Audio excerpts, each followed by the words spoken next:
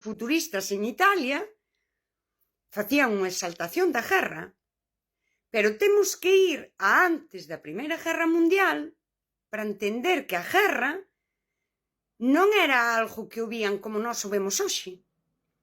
A guerra era un tema militar e os exércitos loitaban polas soberanías dos países, por colonizar, por chegar a máis, e isto falaba ben da nación.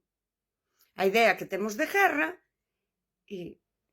témola porque despois da Primeira Guerra Mundial e despois da Segunda Guerra Mundial, pero xa nese período de entreguerras que se chama, empezase a ver como unha guerra compromete poboación civil.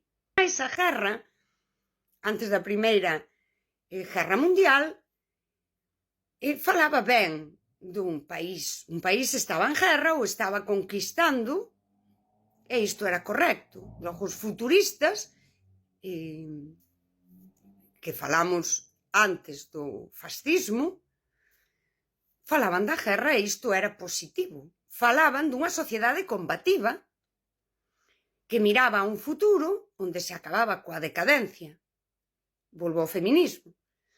As mulleres, como seres humanos, persoas que somos seres sociais, tamén se dividen.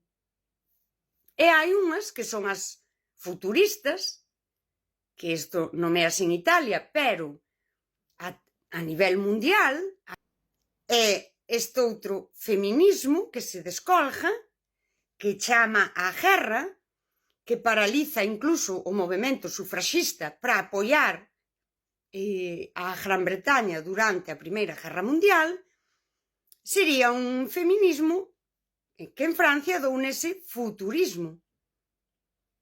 Chega a Valentín esta e crea o manifesto futurista da muller futurista.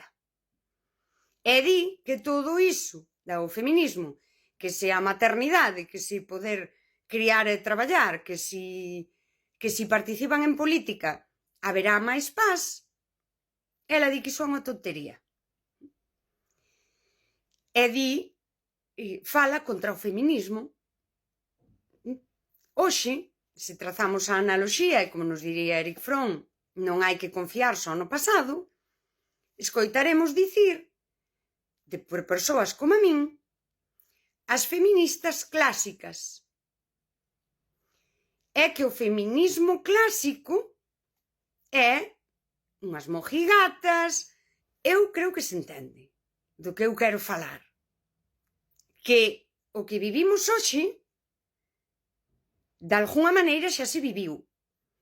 Cando se fala hoxe de antifascismo, fascista ou fascismo, eu creo que é a forma política máis difícil de comprender.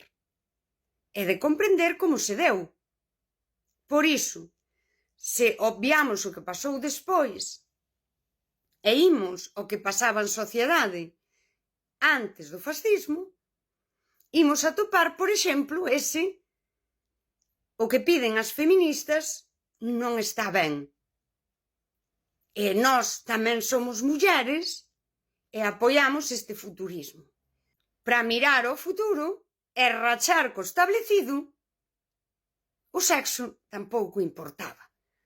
Aínda que non se nomeou como hoxe, sí que se rachou con iso. Cando se falou contra o feminismo, no presente eu vexo unha apropiación do feminismo e falar contra o feminismo clásico. O feminismo clásico.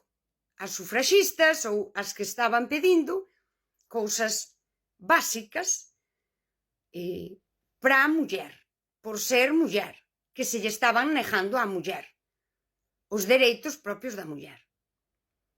Isto tamén pasou. Era algo que pasaba a nivel mundial, que deu en que en algúns países, por exemplo, en Italia, que eu podo velo hoxe, nacese o movemento futurista, que é o movemento que precede ao fascismo.